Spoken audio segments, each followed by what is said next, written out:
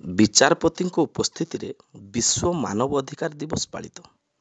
विश्व मानवाधिकार दिवस उपलक्षे जिला मानवाधिकारी प्राधिकरण विभाग द्वारा मोरडा ब्लॉक कॉन्फ्रेंस हॉल रे एक सचेतनता कर्मशाला अनुष्ठित हो जाइछि।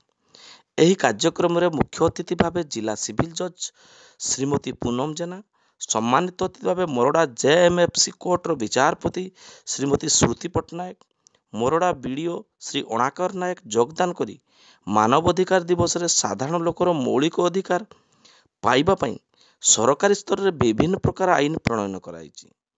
कौनसी कारणवशतः से साधारण लोकटी मौलिक सुविधार वंचित न हो, से सरकार स्तर रे आईन रे कौन कौन व्यवस्था अच्छी से सब नियम विषय रे मुख्य अतिथि पुंखानुपुंख भाव आलोचना करथिले। मुख्य अतिथि श्रीमती पूनम जेना, सम्मानित अतिथि श्रीमती श्रुति पट्टनायक मानवाधिकार प्राधिकरण विभाग द्वारा बिना शुल्क साधारण लोके किपरि आईन रो सहायता पाई परिबे से विषय रे समस्त को अवगत कराइथिले। सेतिपई सरकारी स्तर रे आईनगत सहायता पाई टोल फ्री नंबर 151000 जारी करा जाइछि। मोरडा बीडीओ अणाकर नायक वक्तव्य कहिथिले जे सरकारी स्तर रे साधारण लोके मौलिक अधिकार पाइबा पई समस्त विभाग गुरुत्वर सहित कार्य करूछंती। सेतिपई ब्लॉक परिसर रे विभिन्न विभाग रहिछि। जदि केही निज अधिकार वंचित होती से माने मानव प्राधिकरण विभाग द्वारा निःशुल्क आईन सेवा पाई परिबे। अनुसूचित जाति, जनजाति, दिव्यांग और समस्त महिला और छात्र छात्री संपूर्ण निःशुल्क आईन सेवा पाइबार व्यवस्था रही। एही विश्व मानवाधिकार दिवस पालन अवसर में 10 जन वृद्धा और वृद्धों को बार्धक्य हिताधिकारी को बार्धक्य भत्ता बंटन करा जायतिला। तत्सहित 2 जन दिव्यांग को ट्राइसाइकेल प्रदान करथिले अतिथिगण। उक्त कार्यक्रम को परिचालन करथिले आईन सेवा प्राधिकरण अधिकारी मित्र रविंद्र कुमार महांती और कुमारी पल्लवी दास। उक्त कार्यक्रम में अनेक महिला बुद्धिजीवी गणमाध्यम प्रतिनिधि माने योगदान करथिले। मो नाम रविंद्र कुमार महांती, मु अधिकारी मित्र भाव में कार्यरत जिला आईन सेवा प्राधिकरण तरफ। आज तो प्रथम धन्यवाद देमी आपण मानक समस्त को, जेहेतु आईनटा आपण मानक द्वारा बहुत बाट जाई थाउ, कारण लोक मैंने जमती न्याय पातु बोली।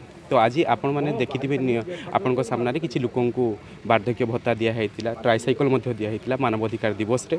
आपण मानक सहयोग रे काम आगू केमती बढ़िबो सेटा आपण मानक सहयोग रे होबा दरकार। आईनटा जमती आपण द्वारा जे खाली आईनटा माने न रहू सीमित, से चारियाडे प्रफुल्लित हो, जमती फुलटे जमती प्रफुल्लित चारियाडे होउछ, आईनटी भी सेमती प्रफुल्लित हो। आज मुरडा ब्लॉक टी सबुआडे देखो आईन लो प्रत्येक टी जगह रे गुण अनुगुण आईन पहुँचवा दरकार निहाती। आ लोक माने आईन द्वारा सुविधा सुजोग पाइबा निहाती दरकार। आ जिला आईन सेवा प्राधिकरण तरफ निहाती लोक मैंने सहयोग और सहानुभूति पाइबे बोली मोर विश्वास अच्छे।